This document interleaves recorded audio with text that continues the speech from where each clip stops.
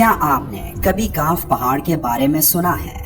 ایک ایسا پہاڑ جہاں ہمیشہ اندھیرا رہتا ہے، جہاں چاند سورج اور ستاروں کی روشنی پہنچ ہی نہیں پاتی۔ ایک ایسا پہاڑ جو تمام دنیا کے گرد موجود ہے، اور یہ دنیا اس کے اندر ایسے سمائی ہے جیسے انگلی میں ایک انگوٹھی۔ کچھ کا خیال ہے کہ یہ پہاڑ جنات کی دنیا میں داخل ہونے کا دروازہ ہے، جبکہ کچھ لوگوں کا ماننا ہے کہ یہ پہاڑ سمندر کی گہرائیوں کے نیچے کہیں ہے۔ اس پہاڑ کے بارے میں کئی عجیب مافوق الفطرت کہانیاں عام ہیں، یہاں تک کہ کچھ لوگ تو اس پہاڑ کو قرآن میں موجود سورہ کاف سے بھی جوڑتے ہیں۔ تو کیا ہے یہ کاف پہاڑ، اور اس کے بارے میں اتنا کچھ مشہور ہونے کے باوجود آج تک اسے کوئی معلوم کیوں نہیں کر پایا کہ آخر یہ ہے کہاں، اور کیا واقعی وہاں مافوق الفطرت مخلوق موجود ہے؟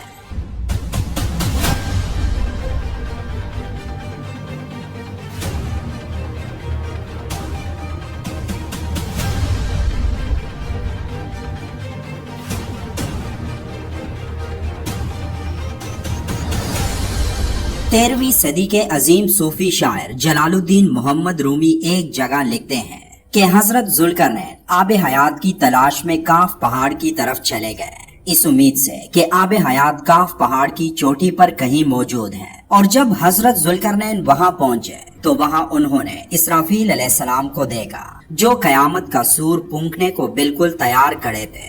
اب اس بات کی حقیقت کیا ہے یہ تو ہم نہیں جانتے، لیکن جلال الدین رومی کے ان الفاظ کے پیچھے کوئی مقصد ضرور چھپا ہوگا۔ شاید اس بات کا تعلق کسی خاص چیز یا کسی خاص واقعے کی طرف اشارہ ہو۔ اس بات کو مزید سمجھنے کے لیے ہمیں کاف پہاڑ کے بارے میں سمجھنا ہوگا۔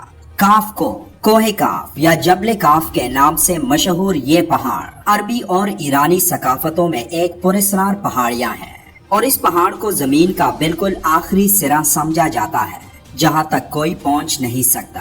اور مشرق وسطیٰ کے افسانوی داستانوں کے مطابق اس جگہ ایک عجیب الخلقت پرندہ روک موجود ہے، جو جسامت میں اتنا بڑا ہوتا ہے کہ ایک پورے ہاتھی کو اپنے پنجوں میں اٹھا سکے۔ کاف کا یہ لفظ عربی حروف میں 21ویں نمبر پر آتا ہے، جو ایک قدیم یونانی فونیشین حرف سے نکلا ہے، جس کا ڈکشنری میں مطلب گردن کی پچھلی سائڈ کے ہے، جسے انگریزی میں نیپ بھی کہا جاتا ہے۔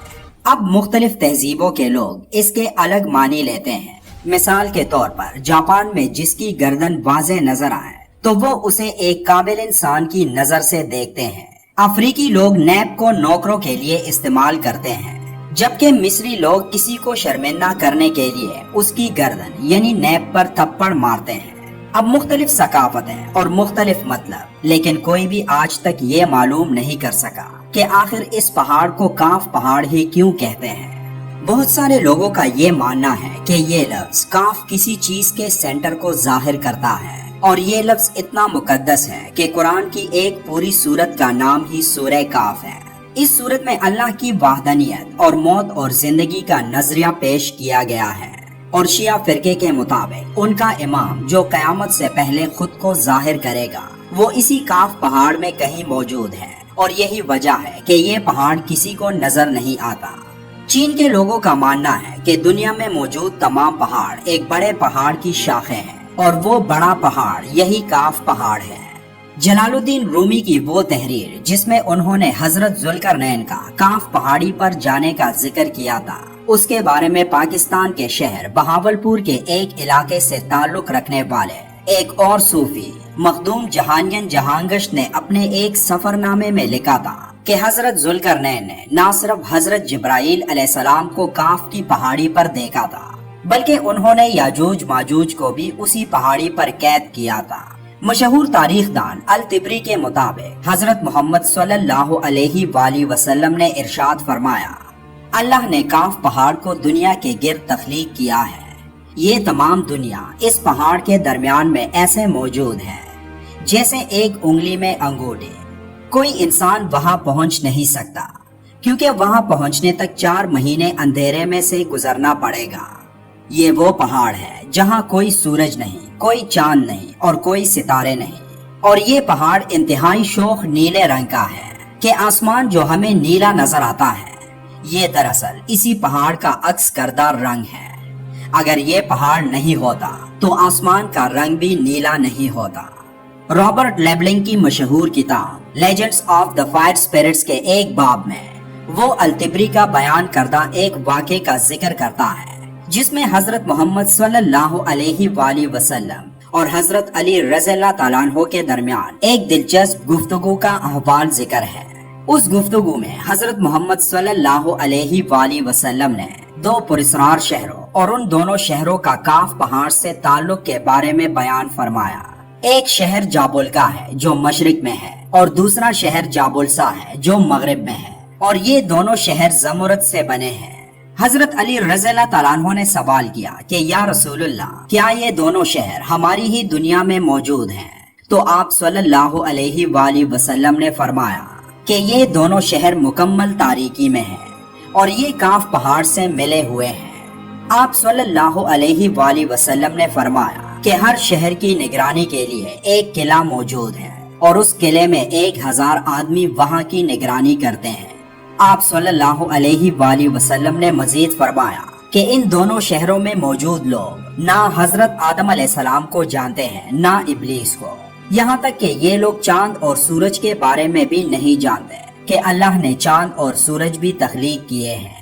जो रोशनी इन तक पहुँचती है वो काफ पहाड़ की रोशनी है और वहाँ मौजूद लोग जड़ी बूटियाँ खाते हैं और उनके बदन पर कोई कपड़ा नहीं होता।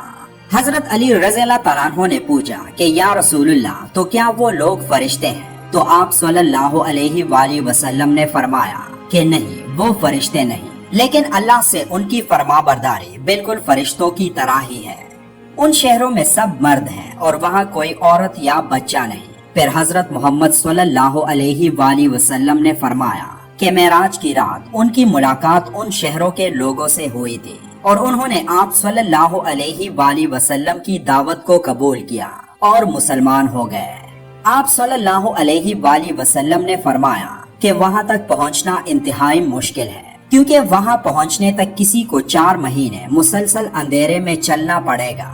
लेकिन कौम आद से 3 लोग जो हजरत हूद अलैहिस्सलाम पर ईमान ले आए थे वो वहाँ तक पहुँच गए थे, और फिर हजरत जुल्करनैन ने भी वहाँ पहुँचने की कोशिश की थी, लेकिन वो आधे रास्ते से ही वापस लौट गए थे।